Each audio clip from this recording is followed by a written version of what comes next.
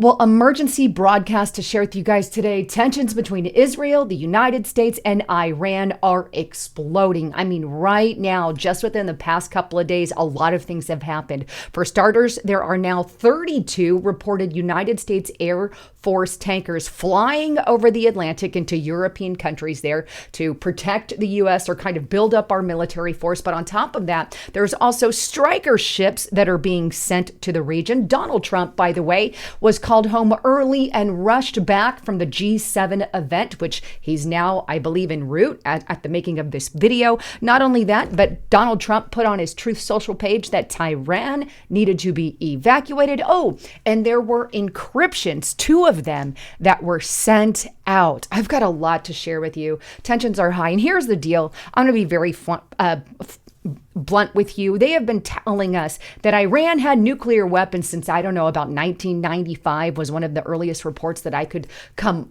find. And I'm over it already. I get it. I really don't want to go to war with Iran. Now, they do see us kind of as a big Satan when it comes to Israel. So there's some worry there. I mean, I obviously don't want them to have a freaking nuclear weapon. Who knows what would happen? But they have been saying they would have it since 1995 and they've already had it. So I'm kind of over it already, if you guys get the drift. And maybe this is just more war posture, or maybe there really is some issues. I mean, never before has the president of the United States told an entire area to evacuate. He told all of Tehran to evacuate. But let's start forward and then go back. Please listen to this whole report. I've got so much to share with you. Let's start with this. This is on unilad.com. U.S. Air Force just dropped a chilling 246-character nuclear code broadcast. And the reason is still unclear. By the way, the normal codes that they send are usually about 30 characters or less. Not this one. It's about 246. Massive message that they're sending here. But it goes on to say a 20-minute transmission that was sent on Saturday, June 14th, from the Air Service has since been intercepted and linked online. While the code hasn't been cracked, it was sent through the High Frequency Global Communication System, which is a network of the U.S. Air Force, and which they use to communicate with planes, ground bases, and some Navy units.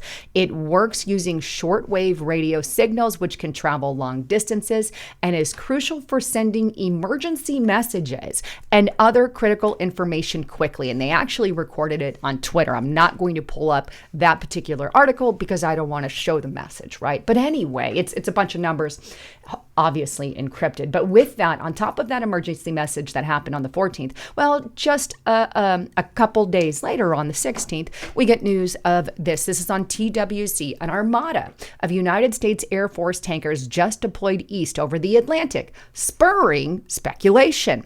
Over 24 U.S. Air Force KC-135R and KC-46A tankers from across the U.S. appeared on flight tracking software yesterday evening, taking off from their bases and heading east over the Atlantic. It's not clear if they were dragging any combat aircraft with them, but there wasn't any obvious signs of that. Now, here is Evergreen Intel. She's kind of been following this. And I don't know much about her profile, but she has been tracking how many, and there is now 32 total. And you can see all the tankers there that are flying out. And it says with the additional 4 tankers, because she was down to 28, now she's up to 32 out of New Jersey, there are now at least 32 tankers observed in the overnight group. A considerable portion went to an airbase there in Spain, with others going to UK, Germany, Italy, and to Estonia, and a few pressed on to Centricom AOR. So that's kind of the path, where they're going, what's going on with those flights as well. And here's kind of a little more information on those flights. And this is on the Intel Frog. 4 of the 32 tankers that crossed the Atlantic overnight are still en route to their destinations. KC-46A Pegasus, and then these 2 are heading to the Pegasus convention at Ramstein, while the others joined Greece there. And this was just posted on top of hers as of June 16th at like 5:25 in the morning. So there's kind of what is going on, the buildup that is happening. Now, I've got a lot that I've got to share with you, but I've got to tell you, please sign up to restrictedrepublic.com. There is so much going on that you guys need to hear about. We're limited here on YouTube. And as you know, YouTube is only free because they control the information for the most part that you see. Well, we're anything but that. Here we have inside information. Get to restrictedrepublic.com, sign up today, use Lisa and the number 5 to get it for $5 per month. That's less than a cup of coffee or a glass of beer. So I really hope to see you there. I've got a huge report that I'm putting out today you're not going to want to miss. But with that, as far as this buildup, we have encryptions that have been sent out. We have 32 tankers that have flown across the Atlantic. Well, we finally got word as to what it could potentially be from our Secretary of Defense, Pete Hegseth. And he put this out on the 16th, later in the afternoon. And here's what he says on his X page. Over the weekend, I directed the deployment of additional capabilities to the United States Central Command area of responsibility. Protecting U.S. forces is our top priorities, and these deployments are intended to enhance our defensive posture in the region. And that right now is all we're getting from the administration. They are saying that they are sending the tankers over, not only tankers, but I'm going to show you in a minute, striker ships over, but he's saying they're doing all of this to protect and enhance our defense. And the only reason they would need to enhance our defense is because we could be looking at potential conflict, war, say, with Iran if things escalate. Now, regarding these flights that you saw here with all of these tankers going across, there's a couple things that this could be. Obviously, they're getting things ready just in case, as Hegseth has said. If there was more to it, they wouldn't really tell the American people, and rightly so, especially if we're in the middle of a war or about to go to war, right? But the reason that they're using these in particular, I think, is we could be preparing for the possibility that we are going to provide Israel with aerial refueling support, right? They don't have a lot of that there. We've obviously capitalized in that more. So this could be our support to Israel for aerial refueling support amid everything that's going on. Another thing that it could be is we could be making some kind of air bridge, between the United States and the Middle East in the event that we have to transport major assets, fill in the blank. We've got that air bridge. And these are just speculations of things that they could be doing. And of course, they could be sending them over there to deal with some kind of conflict in the event that Iran wants to close the Strait of Hormuz, which I don't believe that Iran will do that, but who knows? I mean, they are kind of like can go crazy. But that's a thing. If they do that, they're going to piss off other countries, and we could be looking at some major issues here, right? But moving on a little bit, there's also this that is happening, and this is also on TWZ.com. Major U.S. Middle East focused buildup confirmed. The article goes on to state that the United States Navy is sending the super carrier USS Nimitz and the rest of its strike group to the Middle East amid a new buildup of forces in the region, ostensibly for defense purposes, U.S. officials have told TWC. And that's on top of all the dozens of air tankers that they have sent over, or the Air Force tankers that have flown over. Now, that has prompted speculation about the potential start of a major contingency operation, possibly around a shift in U.S. policy toward the ongoing Israel-Iran war. And they say you can read about it in a different area. So we're also sending over a slew of super carriers, the USS Nimitz, but it goes on. Though currently sailing in the Western Pacific, the Nimitz carrier strike group is heading to the Middle East without delay, a U.S. official told TWZ. The U.S. official added that this is a scheduled deployment to replace the USS Carl Vinson and its strike group, which is currently on station in the Middle East. However, they would not say when Vinson might now be expected to leave the region. So the reason that they're telling us is, we're just changing it out. Could that be the case?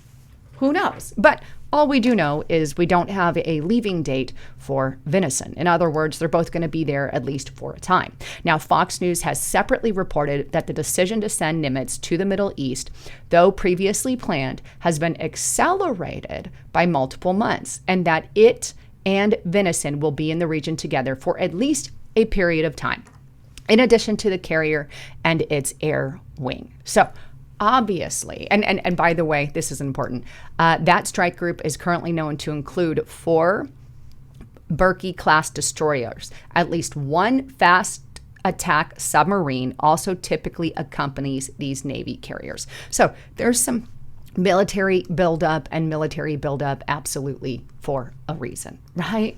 So we've got a couple extra carriers in the area. We've got the jets and tankers flying overhead. We have the encryption messages that were sent on the 14th. And then we have Donald Trump putting this out on his Truth Social page, also on June 16th. Iran should have signed the deal. I told them to sign. What a shame and waste of human life. Simply stated, Iran cannot have nuclear weapons. I said it over and over again. Everyone should immediately evacuate to Iran. And I might have my Texas accent on that, but it is what it is. There it is. So there's actually videos that you guys, I didn't bring them here, but on x.com that claims to be these mass evacuations of cars driving out of the area there. And there's a bunch of them, by the way. So I couldn't confirm or not if that was the case. But either way, I think people are leaving the area. Now, we also have Caroline Leavitt, press secretary there of Donald J. Trump, put this out regarding his G7 event. President Trump had a great day at the G7, even signing a major trade deal with the UK and Prime Minister. Much was accomplished, but because of what's going on in the Middle East, President Trump will be leaving tonight after dinner with the heads of state because of the Middle East issue. Lawrence Jones also comes out and says, I've been informed that the president will have dinner with the heads of state at G7 nations and then immediately depart for Washington. He has requested that the National Security Council be prepared in the Situation Room. Drumbeat, please. Now, Donald Trump is reportedly giving Iran one last chance proposal. The time clock's already ran up on Iran, but he's going to give them one last chance. The Jerusalem Post. Trump expected to offer Iran last chance proposal, U.S. and European sources tell the Post. Now, it goes on to say that Trump confirmed on Monday that Iran had reached out to the U.S. in an attempt to stop the strikes. And he said this, it looks like Iran's not winning the war. They need to talk before it's too late, Donald Trump said in Canada.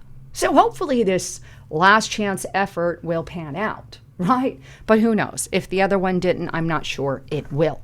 But there have been things flying back and forth over the past week or so between Israel and Iran, and things are getting tense.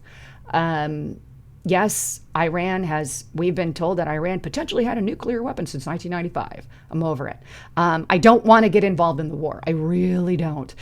War is never good. But if they really do have nuclear weapons, we could have an issue, because this is the country that calls us the big Satan and wants to take out death to America, and all that. They're the ones that make those chants, or people within their area do, and they haven't shown anything positive in our area. Let's just put it that way. But either way, it's chilling. It's chilling. Now, Donald Trump has said that we will not get involved in the war as long as our people are not killed. You know what? And I'm going to say something maybe people don't like, but this is stupid, because they could have something happen where, I don't know, Israel blames Iran for doing something and our people were involved, or God forbid some warmonger does it or whatever. I mean, that could explode rather quick. So I hope to God people can see beyond that. That's all I'm saying in a very light manner. But I don't want to go to war. I know that. And I'm sure many of you don't want to either. Things could get really hairy. And, fight your own battle. But then again, I don't know. Is this just more war posturing? Well, ultimately, you get to decide that, whether it's real and we're looking at a potential war, or it's just more posturing like they've done over the past 20 years. But things have really intensified this week unlike I've seen in a very long time. So anyhow, wanted to bring all of that to you, not saying we're going to go to war. There's still things on the table. Nobody knows the freaking future. I don't know the future. I want to make that very clear. But if it were up to me, unless there was 100% proof of some kind of nuke, I wouldn't be getting involved in the war. Not my place, not our battle, I guess. But anyway, Israel is our ally. There is that, and maybe some of you will disagree. But anyhow, Love Israel, love what's going on. They're the only free place in the area. They're the only one that has an actual republic, if you call it. I wouldn't call it a republic there. I would call it a democracy there. But they are at least the ones that you can go to and be free. So I do support Israel wholeheartedly for that reason, because you can't say that about Iran. You can't say that about the Saudi Arabia. There is so much suppression going on. You just take women, for example, right? They kill homosexuals. Women have to cover up. This is not freedom. There is no freedom, especially for women. Hey, for gays even in the Middle East. But in Israel, they have way more freedom there. And so if they're going to be like us in that manner, I stand with them, plus for the biblical reasons, of course. But, and speaking of the Bible does talk about this massive Middle East war, and it says it's never ending.